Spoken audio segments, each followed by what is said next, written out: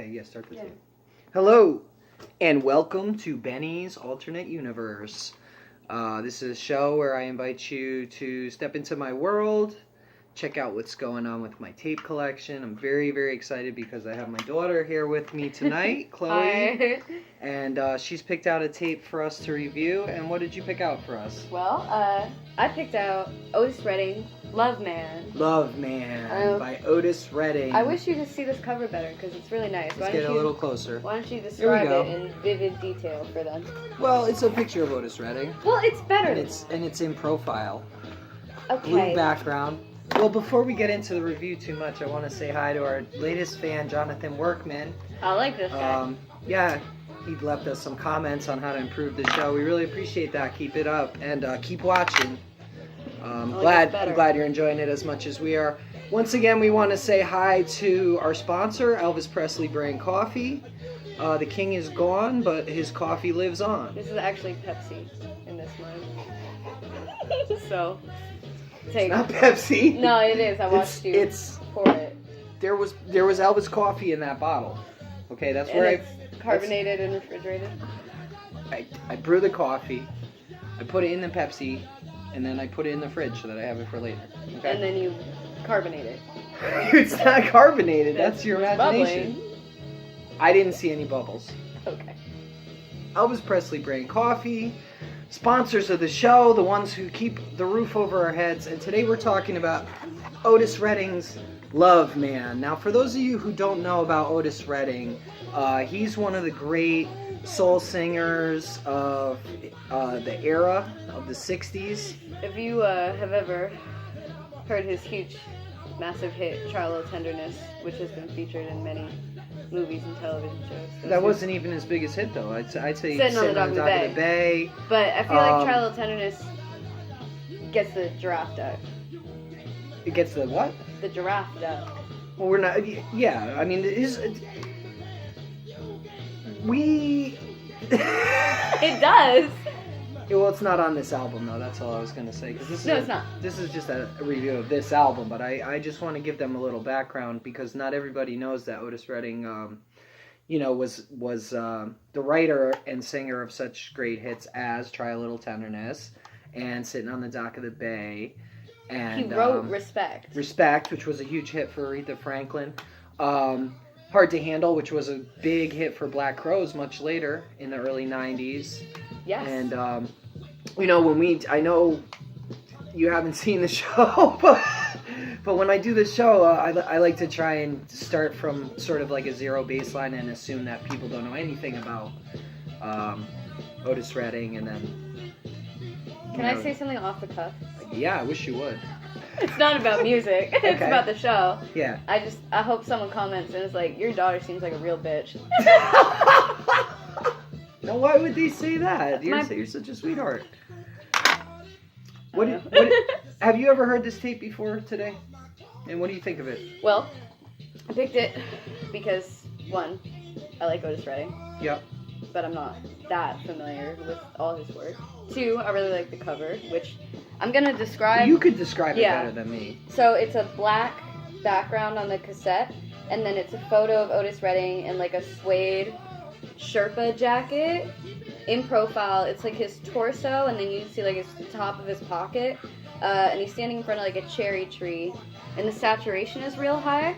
So the sky is like real blue and the flowers are like real pink, and then it says Love Man Otis Redding, and the colors of the text are really similar to the colors in the photograph. So like the Love Man is in like this like pinkish lavender light pastel-y color, and then it says Otis Redding in this like blue teal. It's really nice. See, you have such a great eye for design. All this stuff just goes right over my head. All I see is a picture of Otis Redding. Oh, no, yeah, it's deeper than that. And I like the title Love Man, and I like love songs, and I know Otis Redding can write a love song, so. But what I hear is something that I can describe in vivid detail. The music? Yeah, because one of the things about this album that I really like, that I just learned, is that the Booker T and the MGs are the band. They are the band on the entire thing, but I know this is a posthumous release, and I think I'm pronouncing that right. Yeah. And so I don't know if it's a compilation of a number of different sessions that possibly, because I see credited Steve Cropper, of course, on guitar, Booker T, Donald Duck Dunn. Yeah, no, you're right. To my understanding, The whole album. it was all recorded in '67. It just wasn't didn't released have time to be until released after when he his was death. alive. Yeah. Because he died in '67 in December. So this was planned to be an album. This wasn't just At least cobbled these together. tracks were leftover planned tracks. to be released. There's a lot of cohesion. That's. I mean. I don't know if he's the one who wrote the track list, just because it wasn't released until '69, Right. which was 2 years after he died. But he died in Okay. December. Yeah, so because it's you really always have only to a year wonder after with he these died. things, and I know, I don't know how big you're into Jimi Hendrix at this point in your life, but, I'm a big Jimi Hendrix fan, and there's a lot of material that came out after he died of varying quality, and there was always this, they were trying to assemble the album that would have followed Electric Ladyland, and they did that with Cry of Love, and then they did it again with First Rays of the New Rising Sun. He had a lot of material that was in the works. So did he. Oh, okay. Well, it seems that way because he had 3 or 4 posthumous releases. Sitting on the Dock of the Bay was released after he died. But I feel like with Otis Redding, the way that the sessions would have gone down, the entire what you hear on the record would be recorded in one session. Where with Jimi Hendrix, he had guitar parts that were left behind that were just guitar parts, and different vamps, because he was more into the psychedelic production and overdubbing and stuff like that. But anyway, enough about Jimi Hendrix.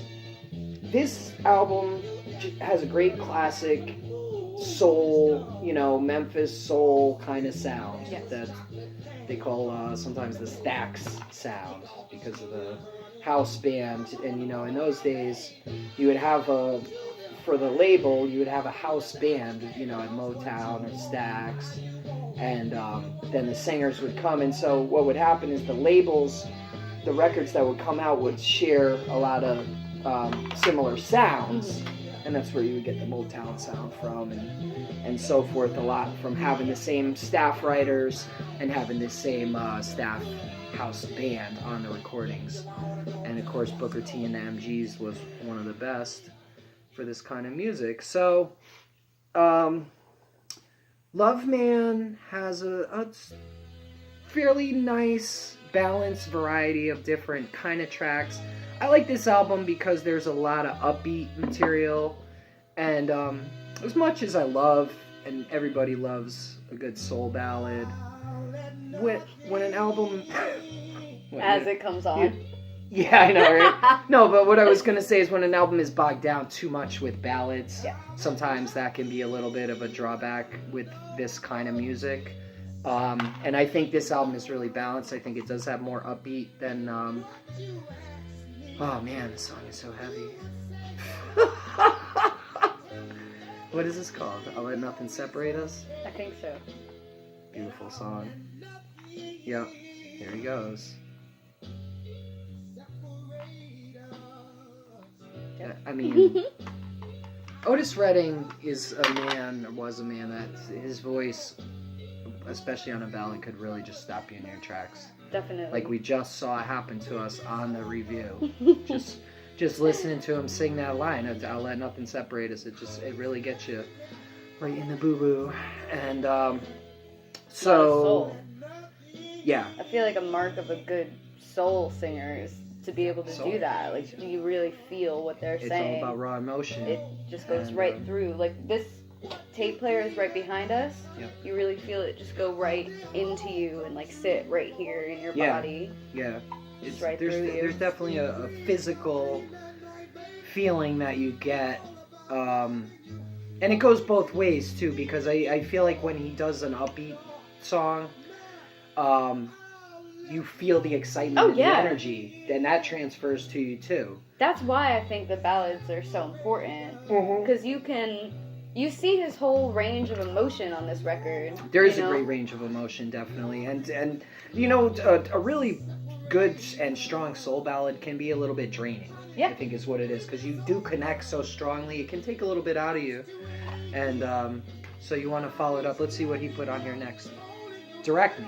Yeah, which was a hit. Yep, we're gonna jump right back up with that one, and then the title track, Love Man. Love Man. Now, as far as hits on this record, Your Love Is Lifting Me Higher is pretty well known, but I don't know that this version is. And then not really a hit-packed record, which I kind of like. Yeah. You know, I do love the deep cuts. I feel a little off on this review because I haven't listened to this tape that much. I only got this about 2-3 weeks ago. Yeah.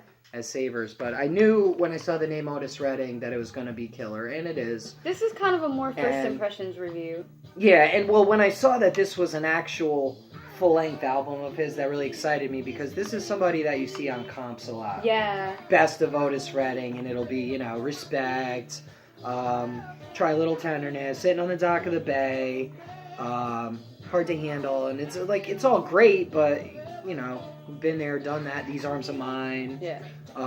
This is Direct Me. This song is good. Yeah, this song's really cool.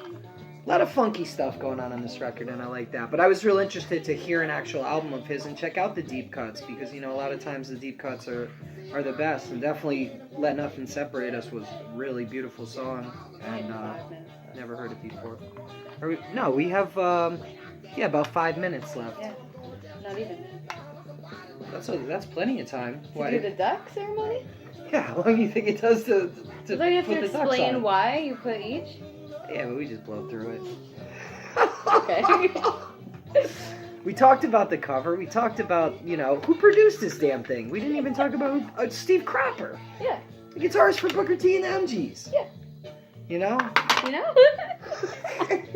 And it came out, I mean, this was a reissue on Rhino, but it was in conjunction with Atlantic and Atco. Mm-hmm. So They own all his We know music. Atlantic was doing huge things in the 60s with Aretha Franklin. It was also re-released, though, in 92. AC/DC, the Led Zeppelin catalog.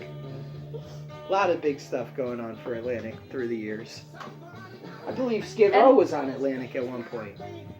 I believe even still. No, I don't think they have a deal anymore. No, I just mean Atlantic. You think Still a Atlantic big Records deal. is still doing things? Well, you know, they put out 3 Melvins records, so I think So? that's pretty good. Yeah. Hold on to these for a second. Okay. Okay, and I just want to look into something in our research section. And yes. Yes, we have confirmation. I just want to double confirm that. Here we go. And we can see over here that, yes, Skid Row was in fact on Atlantic Records, as both copies of Slave to the Grind by Skid Row do have the Atlantic label, although they're a little bit cut off there. Right. But so. Double proof on that. Yeah. Because the last thing we want is ignorance reigning supreme here in Benny's alternate universe. Now let's get down to our rubber duck rating system, shall we? Oh my god, okay. Otis Redding, Love Man. Let's go through. Longevity. Definite longevity, although I don't know that this album is really considered that much of a classic of soul. I've never heard of it before. Well, to me, this means you can listen to it any day of your life. Yeah, and Otis Redding is definitely timeless, Yeah. and this record has a timeless soul. Yeah. Love that. Yeah, right? This is the title track, Love Man, which is also the last song on this side, so let's wrap it up. Yes. Got the longevity. Something special. I think yes. I give it something special Yeah. for sure. And it's definitely got a funky mallard. Oh, yeah. And it's fun. So, already. Oh, and it's got that beautiful, clean, funky, and crisp stack sound, courtesy of Mr. Steve Cropper. So we give it the production duck. Think it's got attitude? I think it's got attitude, I think it's got for attitude, sure. too. Yeah, definitely got some attitude on This this is a one. hard one. Good attitude, positive attitude. This one I don't know, Because it's like, because I don't think we know enough about soul music. yeah. I know think that that's Otis fair. Redding is one of the greats, but was he an innovator? I would assume so, but I'm just gonna leave it on Yeah, I the feel like table. 'cause I at don't risk know. of sounding ignorant, I think Yeah. we're gonna let No, that we go. no more, no more. We've From been now warned. on, this channel is professional. You know, You know, we don't want to have to seek all a new facts. hobby. Intelligent, fiction. I think definitely. Observational. Well, the lyrics aren't the only thing on the record either, because the arrangements are very very well constructed. I'm not gonna do this one yet. I'm gonna Okay. do the album cover, which, as you know, is why I picked it up. So. Yep. Alright. Give him the album cover award. Yeah, and then these are our remaining ducks. Well, we got the heaviness award. Do you want to explain why? Yeah, because I think there's some moments here of extreme emotionality that I would designate as heavy. And So therefore, heaviness duck is awarded. The mega duck, I don't know. I mean, he's already got 9 ducks. That's pretty good. Do you really think this is a 10 duck record? It doesn't have a lot of timeless hits on it. And I'm not saying that the songs themselves are not hits, but as far as that universal connection. Yeah, to be fair to other records, I think. I mean, I've given the mega duck to lesser records. It's just the real question is this a 10 duck record? I don't know that it is. I think it's a great record, but I think 9 is going to be sufficient. That's still good. Very good. Very good. Great job, Otis Redding. Thank you so much to my daughter Chloe, my favorite person in the world, for coming on the show and picking out the tape, because I haven't listened to it in a while, and it's really good. I really enjoyed listening to it. Thank you for spending this period of time with us here on Benny and Chloe's Alternate Universe. Bye-bye. Bye.